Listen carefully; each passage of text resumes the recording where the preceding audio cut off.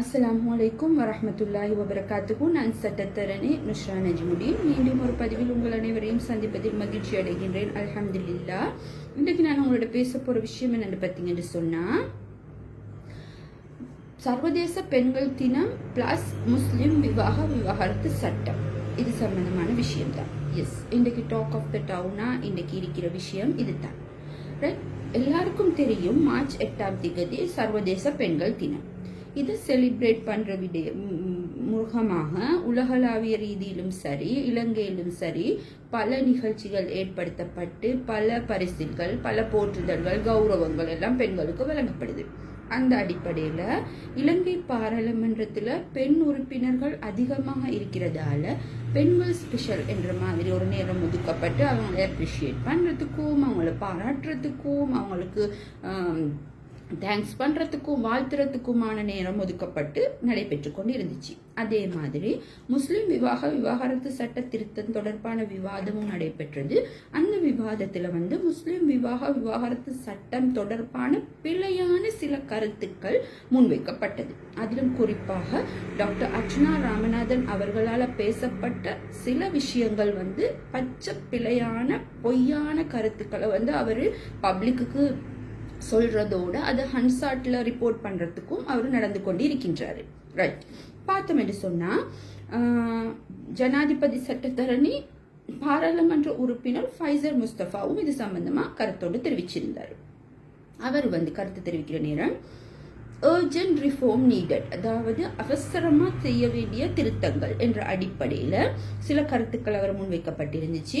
அதுல முக்கியமா, அதாவது இப்ப பேசு பொருளா இருக்கிற விஷயத்துல 18 வயசு திருமண வயசை பொது சட்டத்துல இருக்கிற மாதிரி 18 வயசு ஆக்க வேண்டும் என்றதோட அதுக்கு ஒரு ப்ரொவைசோ கட்டாயம் வழங்கப்பட வேண்டும் என்றதையும் அவர் வலியுறுத்தி இருந்தார்.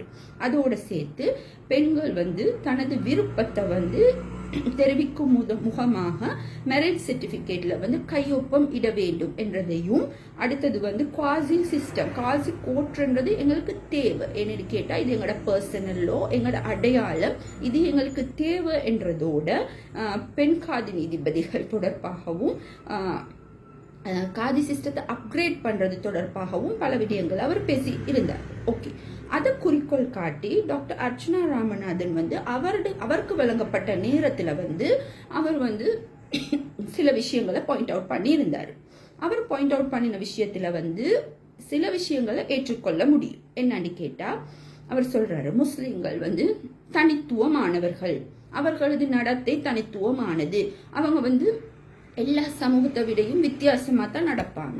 எஸ், கரெக்ட், நீங்க சொன்ன விஷயம் கரெக்ட். அதனால தான் எங்களுக்கு ஒரு பர்சனல் லா இருக்குது, அது தனித்துவமான பர்சனல் லா. அப்ப அதுல கையடிக்கிறதுக்கு உங்களுக்கு எந்த உரிமையும் இல்லை. ரைட், அப்ப அவர் சொன்ன கருத்துக்களை பாத்தீங்கன்னு சொன்னா 12 வயசு அதுக்கு குறைவான புள்ளை கல்யாணம் முடிச்சு கொடுக்குறாங்க என்ற விஷயத்த சொல்றாரு. அது இவர் மேற்கோள் காட்டி பேசுறது எது? UNDP ரிப்போர்ட்டை மேற்கோள் காட்டி டாக்டர் அர்ச்சனா ராமநாதன் பிழையான கருத்துக்களை முன்வைக்கிறாரு. ரைட், 12 வயதுக்கு குறைவான பிள்ளைகள் திருமணம் முடிக்கப்படுது என்றதை அவர் சொல்றாரு. அடுத்து எந்த விதமான பேசிக் நாலேஜும் இல்லாம, எந்த விதமான ஒரு பேசிக் அடிப்படை அறிவு ஒரு சொட்டும் இல்லாம இந்த முஸ்லிம் விவாகரத்து சம்பந்தமா, தலாக் சம்பந்தமாகவும் சம்பந்தமாகவும் பிழையான ஒரு கருத்தை அவர் முன் வச்சிருக்கிறாரு. ரைட், அது மட்டும் இல்லாம பெண் தண்ட விருப்பத்துல ரெஜிஸ்டர் கல்யாணம் முடிக்கணுமா, வாப்படையோ எந்த விதமான அனுமதியும் தேவையில்லாம தண்ட விருப்பத்துல கல்யாணம் முடிக்கிறதுக்கான ஏற்பாடுகள் இந்த முஸ்லிம் விவாகரத்து சட்டத்துல வரணும் என்றது அவர்கிட்ட குறிப்பு. டாக்டர் அர்ச்சனா ராமநாதன் அவர்களே, நீங்க பாராளுமன்றத்துக்கு சுயேட்சை குழு ஒன்றின் மூலமா தெரிவு செய்யப்பட்டீங்க. நீங்க பிரதிநிதித்துவப்படுத்துறது சாவக்கச்சேரி மக்களை. சரி, அந்த பிரச்சனையோட அவங்களோட பிரச்சனை, அவங்களுக்கு என்ன பிரச்சனை இருக்கு, அதுல இருக்கிற பெண்களுக்கு என்ன பிரச்சனை இருக்கு என்றதோட உங்களோட வரையறைச்சு கொள்ளுங்க உங்களோட பிரச்சனைகளை.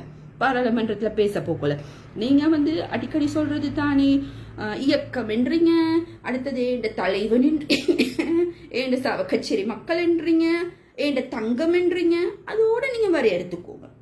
தேவையில்லாத விஷயங்கள்ல மூக்க நுழைக்க வர வேணாம். ஏன்னு கேட்டா நாங்க ஃபாலோ பண்றது UNDP ரிப்போர்ட்டை இல்லை, நாங்க ஃபாலோ பண்றது அல் குர்ஆன் அல் ஹதீஸ். அதுல தெளிவா எங்களுக்கு திருமணம் என்றா என்ன, வலி என்றா என்ன, விவாகரத்து என்றா என்ன, பெண்ணின் சம்மதம் என்றா என்ன என்றதெல்லாம் எங்களுக்கு தெளிவா இருக்குது. அந்த தெளிவான விஷயங்கள் தான் இந்த 1951ஆம் ஆண்டு முஸ்லிம் திருமண விவாகரத்து சட்டத்துல உள்வாங்கப்பட்டிருக்குது.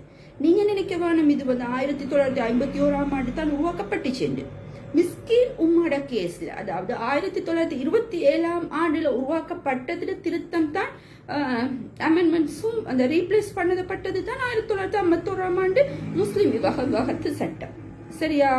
இப்ப நீங்க சொல்றதை பார்த்து குடும்ப கட்டமைப்பு இல்லாம யாரும் யாரோடையும் இருக்கலாம். இப்ப நீங்க உதாரணமா இருக்கிறீங்க தானே, அப்ப நீங்க ஊரெல்லாம் சுத்துறீங்க தங்கத்தை கூட்டிட்டு, அது மாதிரி யாரும் யாரோடையும் இருக்கலாம், விரும்பினா கல்யாணம் முடிக்கலாம், இல்லாட்டி விட்டுட்டு போகலாம் என்ற மாதிரி எங்களுக்கு இருக்கலாம். அதுல வேற இன்றைக்கு ஒரு போஸ்ட் அவர் பாராளுமன்றத்துல பேசினதை பத்தி முஸ்லிம் பெண்கள் யாரும் எந்த குறையும் இவ்வளவு நேரமும் சொல்லலையா, அதுல ஒரு பெருமை அவருக்கு. இப்ப இப்படித்தானே தெளிவான மனுஷர்கள் பேசினா எஸ் இவங்களுக்கு சொன்னா விளங்கும், ரைட், ஓகே என்றதெல்லாம் இருக்கு. அப்நார்மலான ஆக்கள், மென்டலா ஸ்டேபிள் இல்லாத ஆக்கள் பேசுற கதையை பொதுவா நாங்க கணக்கெடுக்கிறது இல்லை தான். ஆனா எங்களுக்கு என்ற ஒரு டியூட்டி இருக்குது, இது ராங்ன்னு உங்களுக்கு சொல்றதுக்கு, ரைட்? அதை இது பண்ணிக்கோங்க.